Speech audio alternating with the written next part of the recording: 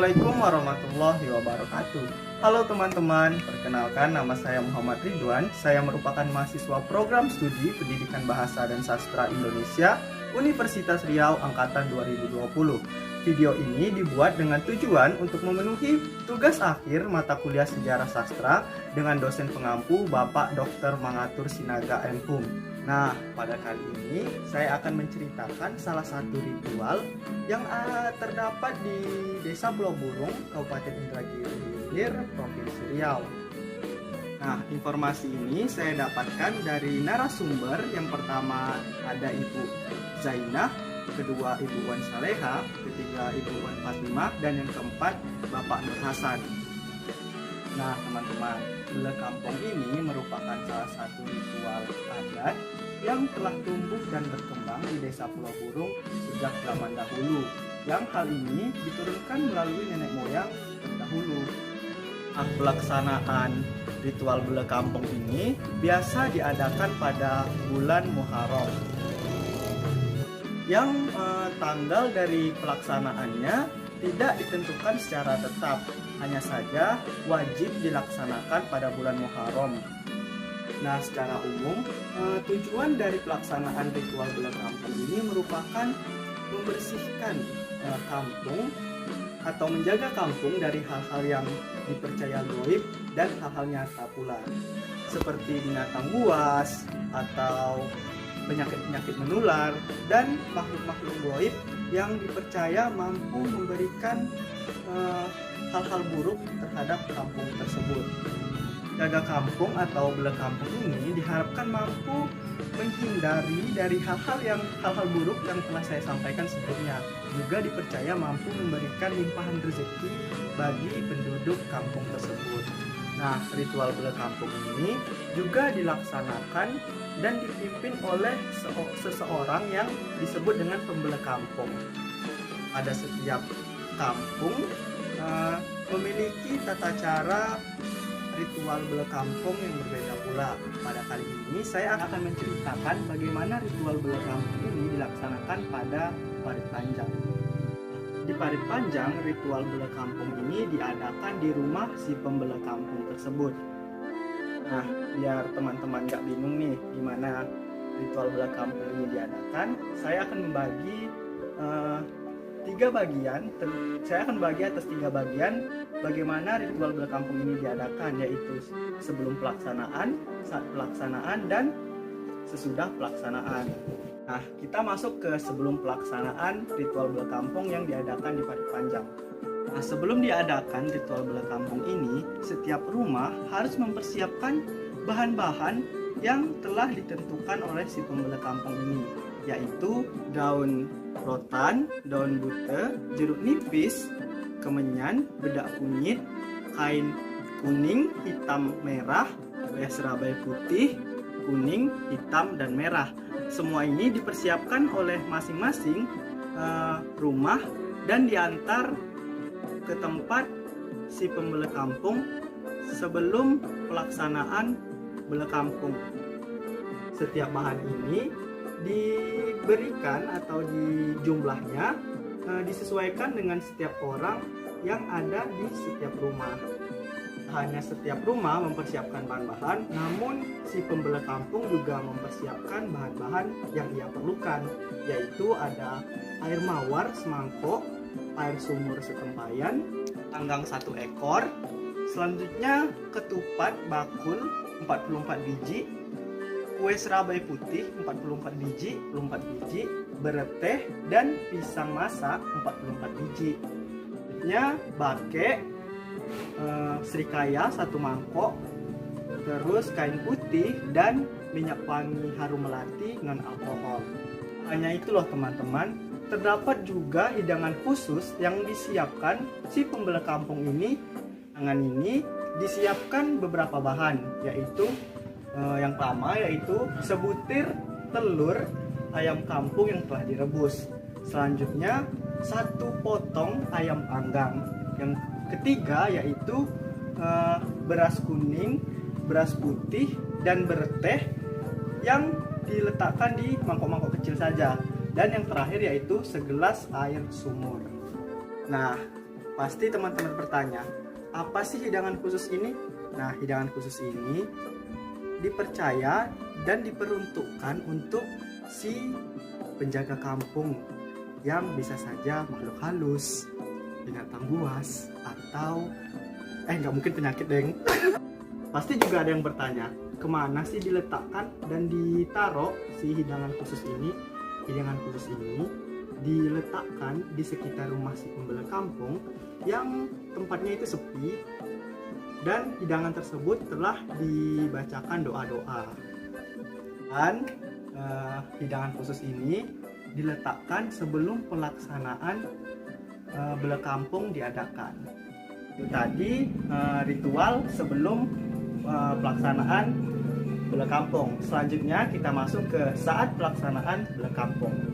Saat pelaksanaan bela kampung ini, semua warga kampung wajib berkumpul di rumah pembela kampung sebelum maghrib, terutama untuk anak-anak. Nah, selain itu, setiap rumah juga membawa hidangan ala kadar, termasuk bagaimana ritual bela kampung diadakan.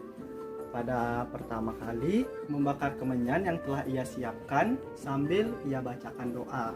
Selanjutnya, kain putih yang telah ia siapkan juga diasapkan di atas kemenyan yang telah ia bakar dan telah ia bacakan doa tadi, Bu. Asapkan selama 15 menit di atas kemenyan yang telah dibakar. Nah, sebelum diasapkan, kain putih tersebut juga telah disemprotkan minyak wangi harum melati yang non-alkohol seperti yang telah saya sebutkan sebelumnya.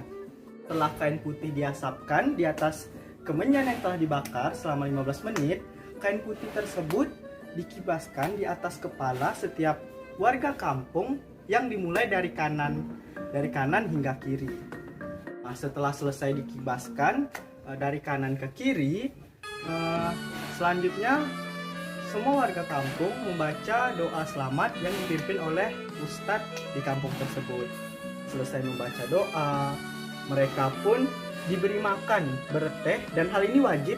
Setiap orang, satu orangnya itu makan satu bereteh, dan bake yang kalau bake ini hanya bagi yang mau saja. Nah, setelah itu hidangan yang dibawa setiap warga kampung itu dimakan bersama-sama. Tetapi ayam panggang tadi, selanjutnya ketupat yang 44 biji, serabai dan serikaya tersebut dibagikan sedikit demi sedikit di setiap hidangan yang dimakan bersama oleh warga Pendigarang. Kita masuk setelah pelaksanaan. Keesokan harinya setelah pelaksanaan ritual bela kampung ini, setiap warga mengambil bahan-bahan yang telah ia antar sebelumnya di rumah si pembela kampung tersebut. Warna-warni tadi digunakan untuk diikat dan diletakkan di pintu depan dan pintu belakang. Selanjutnya, kain hitam digunakan sebagai tangkal yang biasa digunakan pada laki-laki itu di bahu lengan kiri itu kain hitam, dan perempuan itu di bahu lengan kiri juga yang warna merah. Kemenyan tadi dibakar sebelum maghrib selama 3 malam berturut-turut. Selanjutnya bedak kunyit dan jeruk nipis tadi digunakan untuk mandi. Mandi ini bisa kapan saja, tergantung si penduduk itu tadi. Jadi cara mandinya seperti ini, teman-teman. Nah, sebelumnya kita mandi normal, mandi seperti biasa. Setelah mandi yang terakhir, bedak kunyit itu dilumuri di seluruh badan.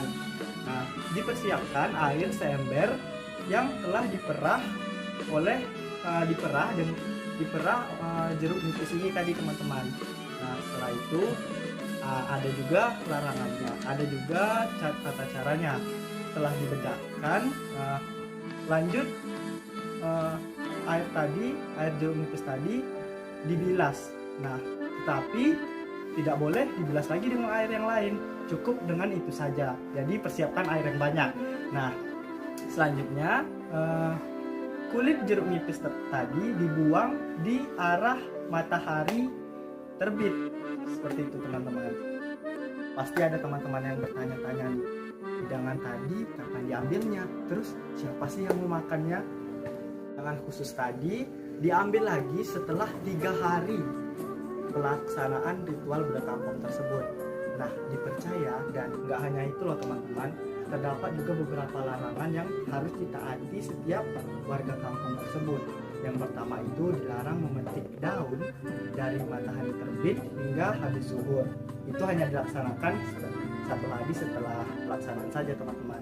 Nah, yang kedua itu larangannya dilarang memanen pandan selama 6 bulan. Nah, selanjutnya itu dilarang datang orang baru yang untuk menetap di kampung tersebut dari matahari terbit hingga habis zuhur. Ini hanya dilaksanakan 1 hari setelah pelaksanaan ritual berkampung saja.